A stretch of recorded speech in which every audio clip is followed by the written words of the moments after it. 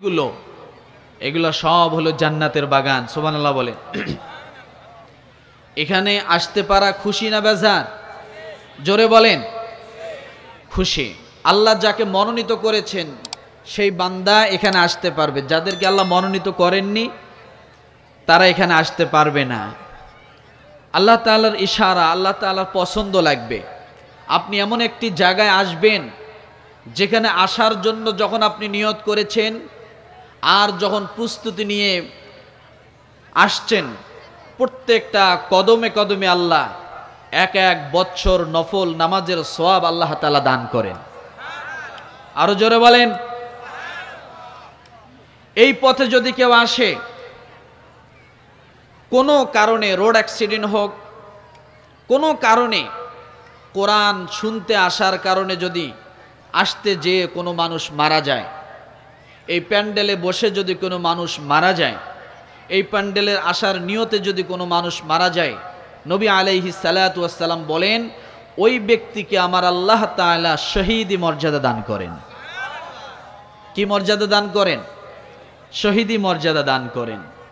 এখানে যতক্ষণ বসবো, যতক্ষণ কোরআনের কথাগুলো শুনবো, কোরআনের আলোচনা শুনবো, ততক্ষণ পর্যন্ত আল্লাহ সুবহানাহু ওয়া তাআলা জিহাদের ময়দানে জিহাদ করলে যে পরিমাণ সওয়াব হতো, ওই পরিমাণ সওয়াব আপনার আমার প্রত্যেকের আমলনামা দিয়ে দেয়। খুশি না বেজান? আমরা তো সাহাবায়ে কেরামের মতো জিহাদে অংশগ্রহণ করে এত বড় মর্যাদা লাভ করতে পারি নাই, পারবো না, কথা ঠিক না? তো আখিরি জামানা, শেষ জামানায়, যে জামানায় ঈমান টিকিয়ে রাখা অনেক কষ্ট, ঈমানকে নষ্ট করার জন্য অনেক আয়োজন আছে, আছে না? অনেক উপকরণ আছে, কিন্তু ঈমানকে ধরে রাখার জন্য, ঈমানের পথে আসার জন্য, ঈমানের পথে টিকে থাকার জন্য তেমন কোনো পরিবেশ আমাদের সমাজে নাই। আছে? শুধু ধ্বংস কিভাবে হবে এই পথেই কিন্তু আমরা সব সময় ছুটছি। যার কারণে আজকের এই দিনের এই মাহফিলগুলো, এই কোরআনের আয়োজনগুলো সব হলো জান্নাতের বাগান। সুবহানাল্লাহ বলেন। আরো জোরে বলি সুবহানাল্লাহ। রাসূল সাল্লাল্লাহু আলাইহি ওয়াসাল্লাম বলেছেন এমন একটা জামানা আসবে ঈমান ধরে রাখা কষ্ট হয়ে যাবে, অথচ আগুনের কয়লা হাতে রাখা সহজ হয়ে যাবে। বাস্তবতা তাই, কথা ঠিক না? আপনি যেদিকে তাকাবেন, ডাইনে বামে সামনে পিছনে, কোথাও আপনি তাকাইলে নিজেকে ঈমানদার মুসলিম সমাজ বলে দাবি করা যায় না। যায়? শুধু গুনাহ, ডাইনে গুনাহ, বামে গুনাহ, সামনে গুনাহ, পিছনে গুনাহ, সর্ব অবস্থায় সর্ব জায়গায় শুধু গুনাহ আর গুনাহ। কিন্তু আমার আল্লাহ সুবহানাহু ওয়া তাআলা কুরআনুল কারিমে বললেন যে এই জামানাতেও, এই সময়েও কোনো মানুষ যদি একটা আলিফকে আলিফ বলে, তো আল্লাহ সুবহানাহু ওয়া তাআলা খুশি হয়ে বান্দার আমলনামায় 10টা নেকি দান করে। কয়টা নেকি বলেন? 10টা নেকি দান করে, 10টা সওয়াব তাকে খুশি হয়ে দান করে।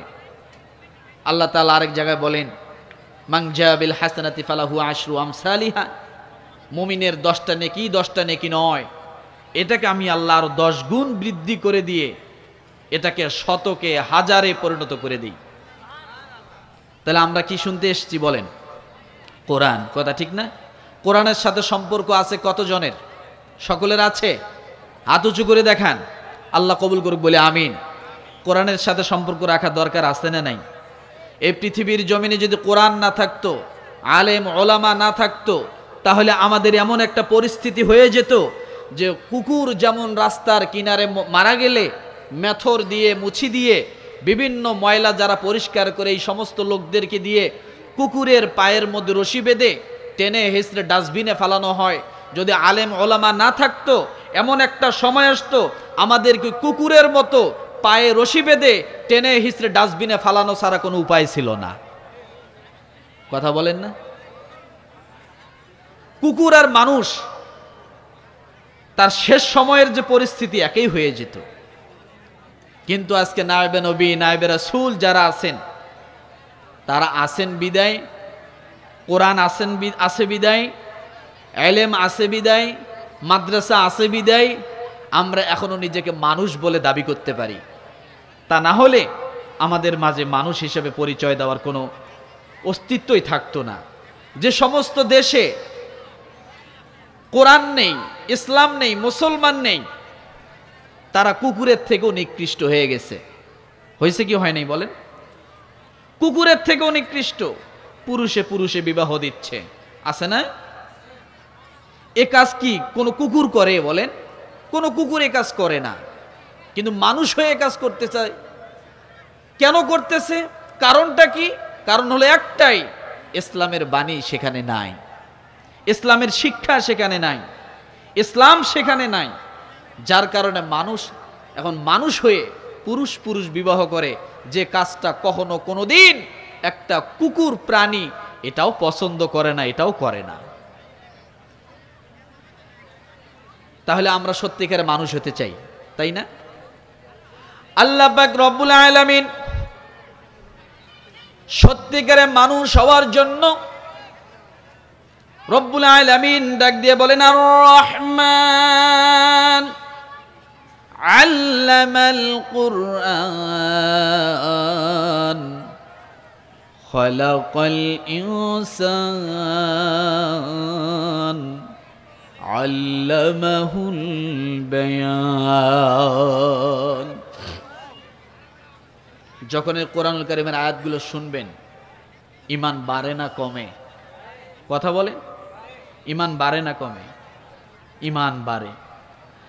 আল্লাহ পাক রব্বুল আলামিন বলেন, ইন্নামাল মুমিনুনা আল্লাযীনা ইযা যুকিরাল্লাহু ওয়াজিলাত কুলুবুহুম ওয়া ইযা তুলিয়াত আলাইহিম আয়াতুহু যাদাতুহুম ঈমানান ওয়া আলা রাব্বিহিম ইয়াতাওয়াক্কালুন।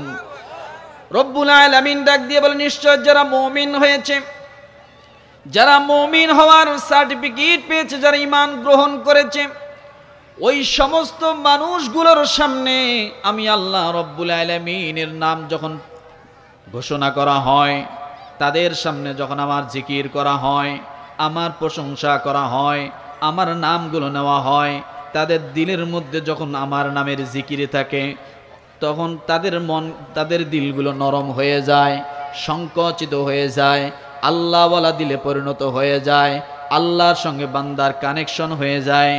এরপর রব্বুল আলামিন বলেন, ওয়া ইযা তুলিয়াত আলাইহিম আয়াতুহু যাদাতুহুম ঈমানান ওয়া আলা রাব্বিহিম ইয়াতাওয়াক্কালুন।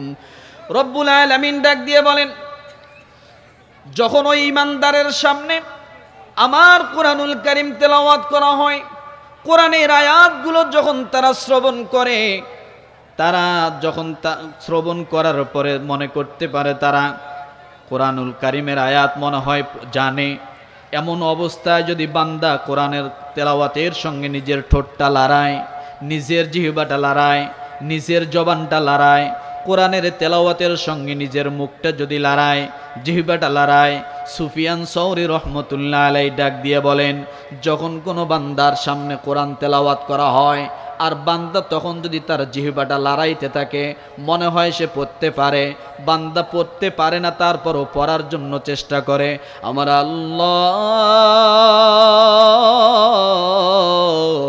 ডাক দিয়ে বলে, আমার রহমতের ফেরেশতারা কোথায়? রহমতের ফেরেশতারা আল্লাহকে ডাক দিয়ে বলে, লাব্বাইক আল্লাহ, আমরা উপস্থিত। আমার আল্লাহ তাআলা ডাক দিয়ে বলে, ওই যে দুনিয়ার জমিনে ওই মাদ্রাসার মাহফিলের মধ্যে বান্দারা, রাখালিয়া সালা মাদ্রাসার মাহফিলের মধ্যে বান্দারা বসে বসে কোরআন তেলাওয়াতগুলো শোনে, কোরআনের কথাগুলো আলোচনা শোনে, বান্দার সামনে যখন কোরআনুল কারীম তেলাওয়াত করা হয়, বান্দা কোরআন তেলাওয়াত পারে না, কিন্তু পড়ার সঙ্গে সঙ্গে শোনার সাথে সাথে বান্দা তার ঠোঁটটা লড়ায়, জিহ্বাটা লড়ায়, বান্দা পড়ার মতো একটা ভান করে। ও আমার ফেরেশতারা শোনো, আমার ওই সমস্ত বান্দাদের জন্য তোমরা দুনিয়ার জমিনে নাজিল হয়ে যাও, বান্দা পড়ার জন্য চেষ্টা করে কিন্তু পড়তে পারে না, কিন্তু আমি আল্লাহ আমার হৃদয়ের মধ্যে ধাক্কা লাগে, আরশে আজিমের মধ্যে ধাক্কা লাগে, আমি আল্লাহর মায়া হয় ওই বান্দার উপরে। কোরআন পড়তে পারে না কিন্তু তারপরেও চেষ্টা করে, আমি আল্লাহ বান্দার জন্য তোমাদেরকে পাঠালাম, তোমরা রহমতের ফেরেশতা হইয়া বান্দার দুই ভুরুর মাঝখানের ফাঁকা জায়গায় তোমরা চুমা দিতে থাকো। কি করতে থাকো? তাহলে যখন কোরআন তেলাওয়াত হয় ওই সময় আপনি পড়ার জন্য একটু ভান করবেন। কি করবেন? কথা বলেন। পড়ার জন্য ভান করবেন, মনে হয় পড়তে পারেন, হৃদয়ের মধ্যে একটু ব্যথা নিয়ে আসবেন, আর ডাক দিয়ে মালিককে বলবেন, মালিক আমি তো কোরআন পড়তে জানি না আল্লাহ, কিন্তু তোমার বান্দা কত সুন্দর করে কোরআন তেলাওয়াত করে, আমি যদি এমন করে একটু কোরআন তেলাওয়াত করতে পারতাম।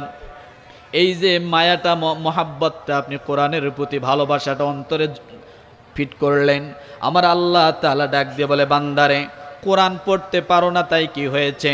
কোরআন পড়ার জন্য তুমি চেষ্টা করতেছ।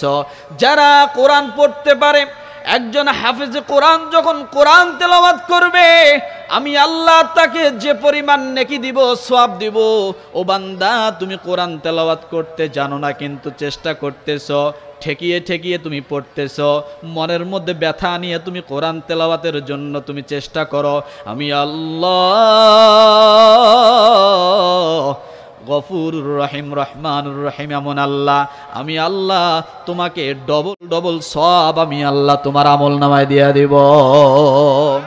ওয়া ইযা তুলিয়াত আলাইহিম আয়াতুহু যাদাতুহুম ঈমানান ওয়া আলা রাব্বিহিম ইয়াতাওয়াক্কালুন। আল্লাহ ডাক দিয়ে বলে, বান্দার সামনে কোরআনুল কারীম তেলাওয়াত করা হয়, ঝিমান্ত ইমানটা, ঘুমান্ত ইমানটা, অল্প ইমানটা বান্দার সামনে যখন কোরআনুল কারীম তেলাওয়াত করা হয়, কোরআনের রহমতে, কোরআনের আজমতে, কোরআনের সম্মানে আমি আল্লাহ বান্দার অল্প ইমানটা কোরআন শ্রবণ করার সঙ্গে সঙ্গে, তেলাওয়াত করার সঙ্গে সঙ্গে বান্দার ইমানটা আমি আল্লাহ আরো বৃদ্ধি করে দেই। কোরআন তেলাওয়াত করলে কি হয় বলেন? ইমান কি হয়? বৃদ্ধি পায়। কলবের জং কি হয়? পরিষ্কার হয়। সবচেয়ে বেশি কোরআন তেলাওয়াত আমরা বেশি বেশি করে করার জন্য চেষ্টা করব, পারবো না? কারণ কোরআন তেলাওয়াত যখন আপনি করবেন, সম্পর্ক কার সাথে হবে? কার সাথে সম্পর্ক হবে? আল্লাহর সঙ্গে। আমার ভাইরা, আবু বকর সিদ্দিক রাদিয়াল্লাহু তাআলা আনহু কোরআন তেলাওয়াত করেন, রাত্রেবেলা কোরআনুল কারীম তেলাওয়াত করেন, আস্তে আস্তে কোরআনুল কারীম তেলাওয়াত করেন, মনে মনে মনে মনে কোরআনুল কারীম তেলাওয়াত করেন। হযরত উমর রাদিয়াল্লাহু তাআলা আনহু তিনিও কোরআন তেলাওয়াত করেন, কিন্তু হযরত উমর রাদিয়াল্লাহু তাআলা আনহু যখন কোরআন তেলাওয়াত করেন অনেক জোরে জোরে, হযরত উমর রাদিয়াল্লাহু তাআলা আনহু জোরে জোরে কোরআন তেলাওয়াত করেন। আবু বকর সিদ্দিক রাদিয়াল্লাহু তাআলা আনহু আল্লাহর নবীর কাছে যে বলে, ইয়া রাসূলুল্লাহ, আমার ভাই উমর যখন কোরআন তেলাওয়াত করে, এত জোরে জোরে কোরআন তেলাওয়াত করে যে আমরা পাশে যারা থাকি আমাদের অন্য আমল করতে কষ্ট হয়ে যায়, ঘুমাইতে কষ্ট হয়। হযরত উমর রাদিয়াল্লাহু তাআলা আনহু তিনি এক সময় আল্লাহর রাসূলের কাছে যে হযরত আবু বকর সিদ্দিক রাদিয়াল্লাহু তাআলা আনহুর নামে বললেন, ইয়া রাসূলুল্লাহ, হযরত আবু বকর সিদ্দিক রাদিয়াল্লাহু তাআলা আনহু এত আস্তে আস্তে নিম্ন স্বরে কোরআন তেলাওয়াত করে কিছুই বোঝা যায় না। আল্লাহর নবী দুইজনের কথা শুনলেন, শোনার পরে ডাক দিয়ে বললেন, দুইজনে আমার কাছে আসো। আল্লাহর নবী যখন হযরত উমর রাদিয়াল্লাহু তাআলা আনহুকে ডাক দিয়ে বলেন, উমর তুমি বলো কেন এত জোরে জোরে তুমি কোরআন তেলাওয়াত করো উমর? হযরত উমর রাদিয়াল্লাহু তাআলা আনহু ডাক দিয়ে বলেন, ইয়া রাসূলুল্লাহ, আমি এই জন্য জোরে জোরে কোরআন তেলাওয়াত করি, কারণ যে জায়গায় জোরে জোরে কোরআন তেলাওয়াত হয় ওই জায়গায় শয়তান কখনো ভিড় জমায় না। কি জমায় না? কথা বলেন। আমার কোরআন তেলাওয়াতে যেন শয়তান দূরে চলে যায়, আমার যেন ঘুম না পায়, আমার যেন অলসতা না আসে, এই জন্য আমি জোরে জোরে কোরআন তেলাওয়াত করি। আল্লাহর নবী এবার আবু বকর সিদ্দিক রাদিয়াল্লাহু তাআলা আনহুকে প্রশ্ন করলেন, আবু বকর, তুমি বলো এত নিচু সুরে কেন তুমি কোরআন তেলাওয়াত করো, এত আস্তে আস্তে কেন কোরআন তেলাওয়াত করো?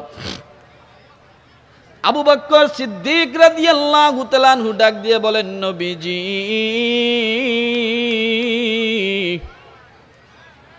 আমি যখন কোরআন খুলে বিসমিল্লাহির রহমানির রহিম বলে যখন কোরআন তেলাওয়াত করি,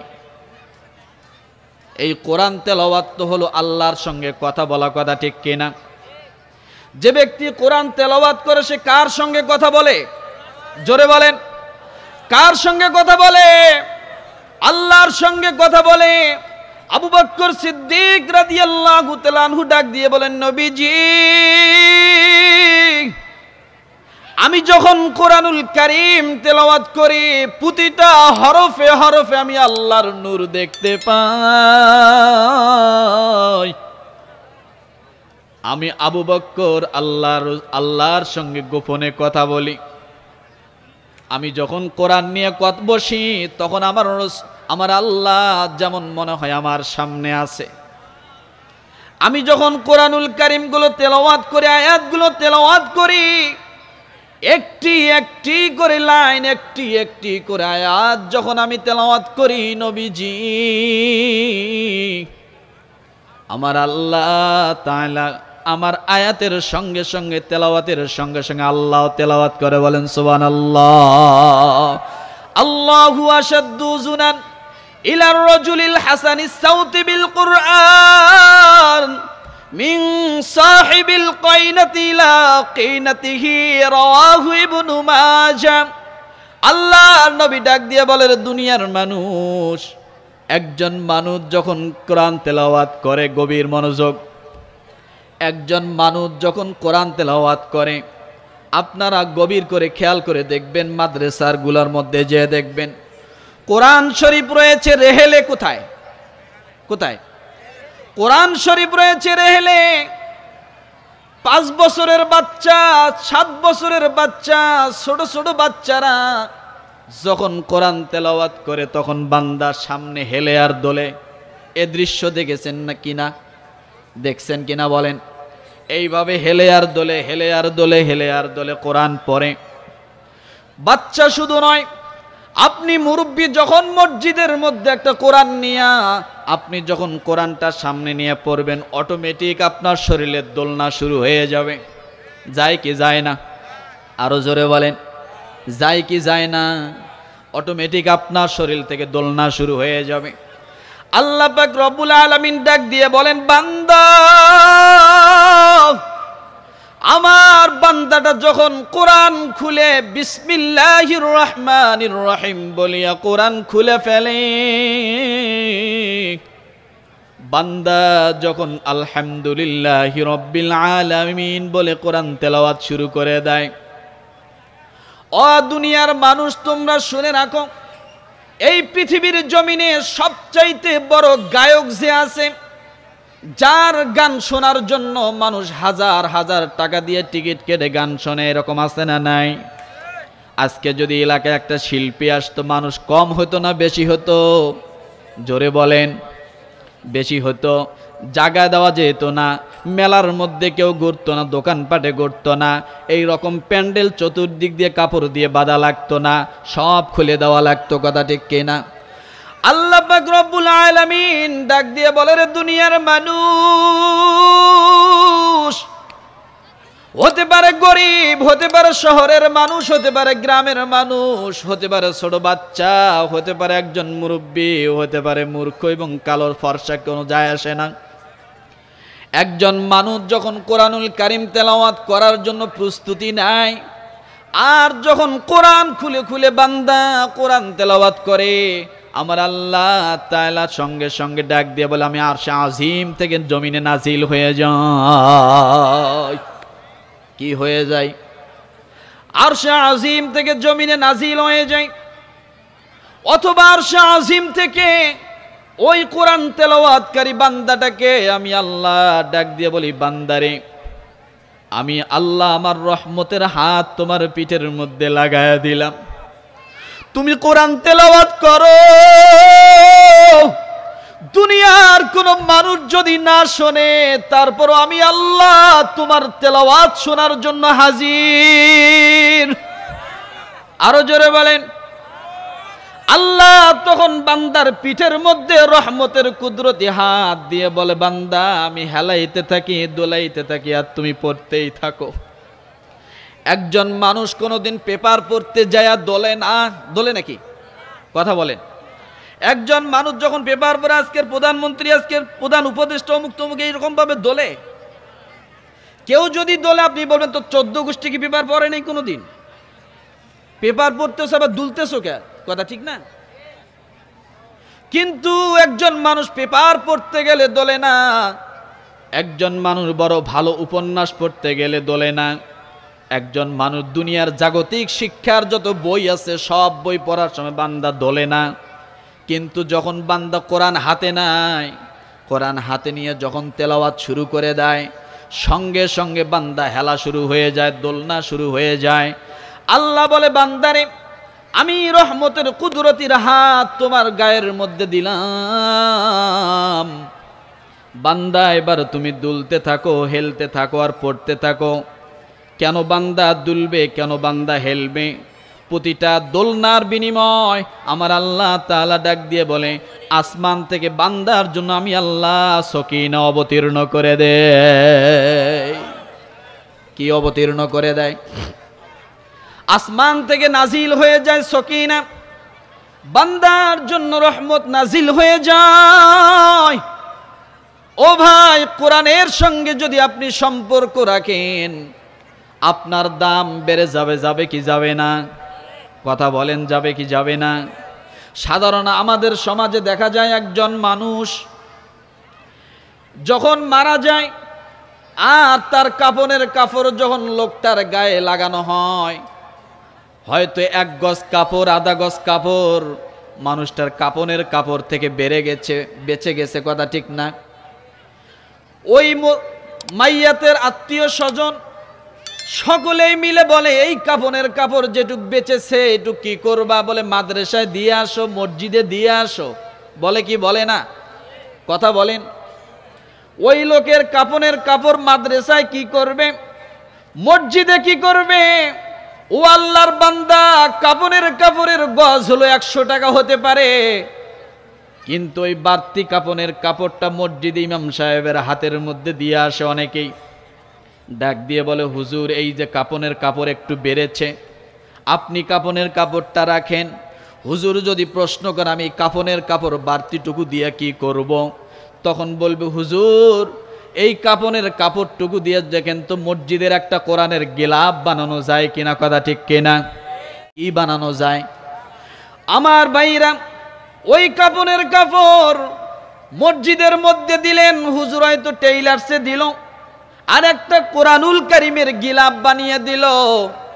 ও মুসলমান, যখন কোরআনুল কারীমের গিলাফের জন্য তৈরি হয়ে গেল, আর যখন কোরআনুল কারীম ওই গিলাফের সঙ্গে যখন স্পর্শ করলো, এবার বলেন, আপনি লক্ষ টাকা দিয়ে যদি একটা তয়লা কেনেন, গোসল করার পরে শরীর মোছার জন্য, আপনি লক্ষ টাকা দিয়ে যদি একটা গামছা ক্রয় করেন শরীর মোছার জন্য, বলেন ওই গামছা এবং তোয়াইলের দাম বেশি না ওই যে গিলাফের জন্য বাড়তি কাফনের কাপড় যেটা দিল আর কোরআনের সঙ্গে স্পর্শ লাগার কারণে কোনটার দাম বেশি হলো? কথা বলেন, কোনটার দাম বেশি হলো? ও মুসলমান, কোরআনের টাচ লাগার কারণে ওই কাফনের দামটা বেশি হয়ে গেল। শুধু তাই নয়, আপনি একটি কাঁঠাল গাছ আছে, একই কাঁঠাল গাছ দিয়ে কয়েকটা তক্তা বানাইয়া, কাঠ বানাইয়া আপনি মসজিদের মধ্যে কাঁঠাল গাছটা দিলেন, হুজুর মসজিদের মধ্যে কাঁঠাল গাছটা দান করলাম। কাঁঠাল গাছটা যখন মসজিদে পেয়ে গেল, সমিলের মধ্যে নিয়ে যাওয়ার পরে তক্তা বানানো হলো, কাঠ বানানো হলো। কাঠ বানানোর পরে মসজিদের ডানে বামে লম্বা 4 ফিট 5 ফিট কতগুলো বক্স বানানো হলো। আর একই কাঠ দিয়া ওই মসজিদের সামনে একটা কোরআন রাখার জন্য তাকিয়া বানানো হলো। কি হলো বলেন? একই গাছের কাঠ, কিছু কাঠ দিয়ে জুতের বাক্স, আবার কিছু কাঠ দিয়ে কোরআনুল কারীম রাখার জন্য তাকিয়া বানানো হলো।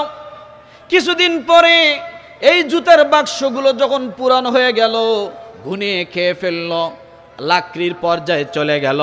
এখন সঙ্গে সঙ্গে এগুলা কি করবে? বিক্রি করে দিবে, অথবা আগুনের মধ্যে জ্বালায়া পোড়ায় দিবে, মনের মধ্যে কোনো কষ্ট লাগবে না। কথা ঠিক কিনা? কিন্তু একই গাছের কাঠ যখন কোরআন রাখার জন্য রেহাল বানালেন, কাঠের রেহাল, যখন কোরআন রাখার জন্য একটা তাকিয়া বানালেন, ও মুসলমান,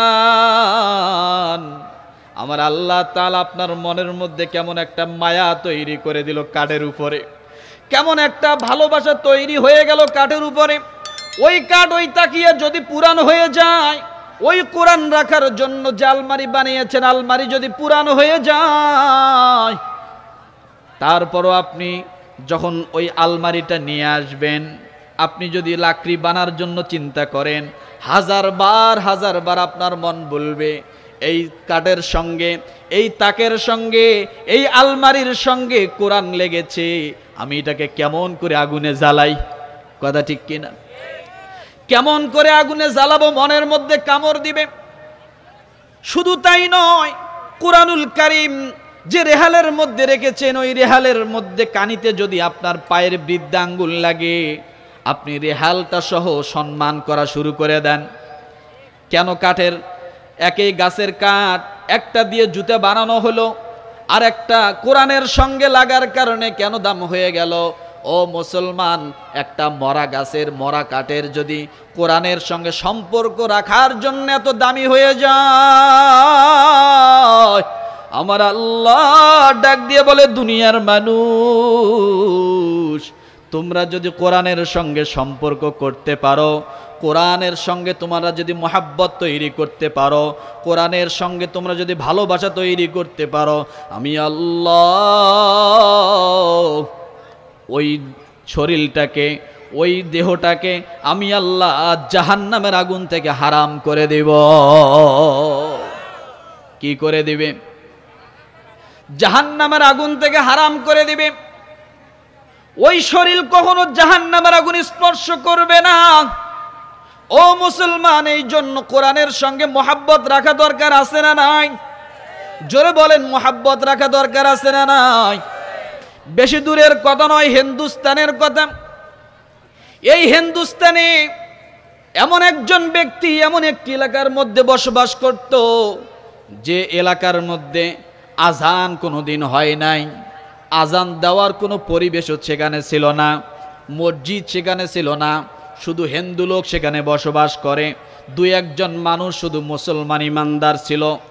ও মুসলমান, ওই যে আল্লাহর বান্দা 2-1 ইমানদার রয়েছে, ওই ইমানদার মূর্খ মানুষ, গরিব মানুষ, ক্ষেত খামারে কাজ করে, কৃষকের কাজ করে, ওই ইমানদার একদিন কোরআনের আজমতের কথা শুনেছে। কোরআনকে যারা ভালোবাসে, আল্লাহ তাকে ভালোবাসা দেয়। কি বলেন? কোরআনকে যারা ভালোবাসে, তাকে কে ভালোবাসা দেয়? জোরে বলেন। আল্লাহ তাকে ভালোবাসা দেয়, যে কোরআনকে ভালোবাসে। ওই ব্যক্তি কোরআন পড়তে জানে না, কোরআন কোনোদিন চোখ দিয়ে দেখাও নাই যে কোরআন কি জিনিস। শুধু মুসলমানের ঘরে জন্মগ্রহণ করার কারণে তিনিও হলেন মুসলমান। এইভাবে মুসলমানিত্ব বজায় রেখেছে। আজকে আমাদের সমাজে এমন হাজার মানুষ আছে, নামে মুসলমান, কামে কোনো মুসলমান নয়। হাজার মানুষ মুসলমান দাবি করে, কিন্তু দেখা যায় বছরে বছরে হজ করে, কিন্তু কাজ করে সব শয়তানের মতো। কথা ঠিক কিনা? মুসলমান দাবি করে 70 রাকাত নামাজ পড়ে, তাহাজ্জুদের নামাজ পড়ে, কিন্তু মুসলমানকে ভালোবাসে না।